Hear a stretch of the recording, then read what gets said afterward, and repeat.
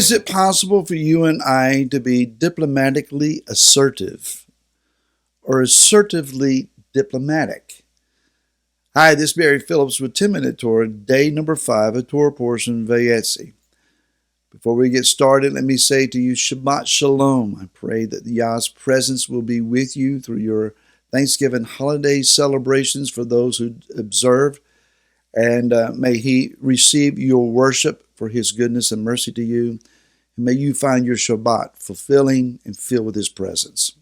Let's go to chapter number 31 of the book of Bereshit or Genesis. This is a chapter of confrontation and contention. This is the chapter where Yaakov realizes, I've had enough. 20 years of long-time service to Lavan, my father-in-law, is enough. He says to Lavan, he said, for 14 years I served you for your 2 daughters and 6 years for your flock, and you changed my wages 10 times. He later says, the Elohim of my father says to me to return to my land or to your land and to your relatives, and I do good to you. And Yah is going to send him home. It's time to go home. But he also says to Lavan, if Yah had not been with me, you would have sent me away empty-handed. But Elohim has seen my affliction and the labor of my hands and has rendered judgment. Yah vindicated the man. But Yaakov had to endure and do what was right. There are times we're going to have to learn to stand up for ourselves. You can't always take it on the chin and say, oh, well, that's just the way life is.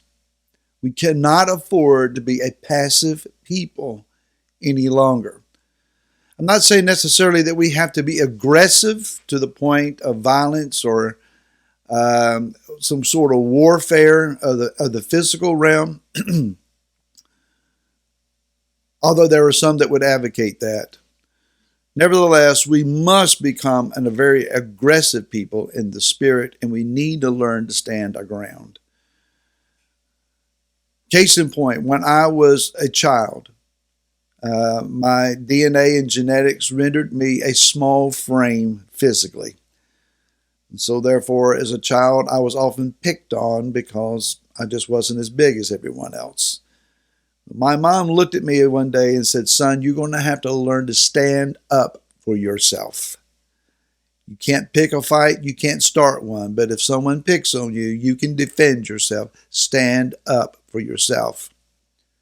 I had to learn to do that.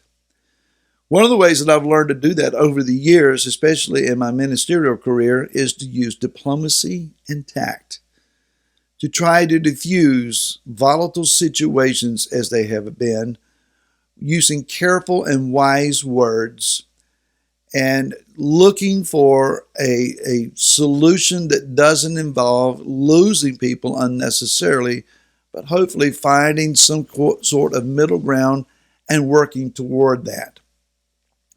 Learn to skillfully ask questions that reveal the real nature of the conflict.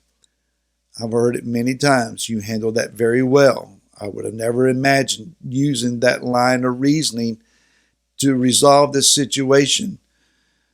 But diplomacy and tact are not always the answer.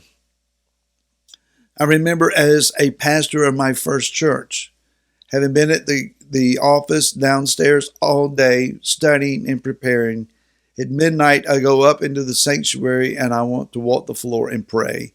Turn on the sanctuary lights and realize no one has cleaned the church. Floor is dirty, dust is everywhere.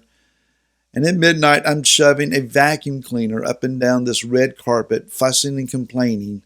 Why do I always have to do this? Somewhere between the second and third row of pews, I heard the Father's voice say to me, son, you're doing this because you let them let you do this. I had my answer. That week, I found someone to help me to raise up a cleaning committee and let folks know I'm not going to serve on this committee. It's not my job to clean the church. This belongs to you as much as me. You need some responsibility to take care of it. I never had to vacuum the floor again in that congregation. Another situation, we were at Sukkot many years ago, involved with other congregations. Everyone was doing well except for some in my congregation. Snippy, mouthy, sharp and critical words were being thrown back and forth, and I'd had enough. I was about to blow a fuse when I found myself alone in prayer on a baseball field in the dugout, ranting, raving in prayer, complaining about, again, my people. And the Father spoke to me, the same voice that I heard between the pews I heard in the dugout. Son, you've got to stop being so diplomatic and tactful. You need to be assertive and say what people need to hear. With that, I came out of the dugout armed with a resolution in my mind. People are just going to have to learn to hear what they need to hear.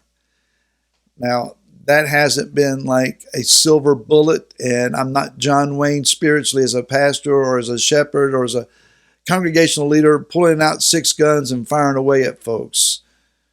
I still use diplomacy and tact as often as I used to, perhaps. But there are those moments where it's like you're just going to have to listen because you need to hear this. There are times you have to be assertive. The body of Messiah has been passive. In the land of our exile, we have been passive. We prayed behind closed doors and said little or nothing in public. And it's cost us. So now we have those that are promoting abortion even after the moment of birth, killing a newborn child because the abortion didn't go as planned, and the life of the innocent baby already born can be taken and it's legally justified and called abortion. How sick is that? And the governor of my state leads that way.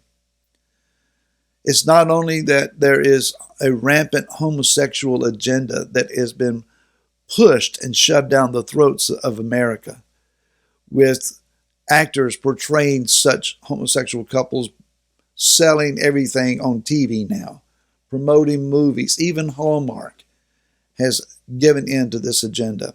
And we said nothing. We've been passive. We prayed about it behind a closed door. And that's going on down to the line of our children.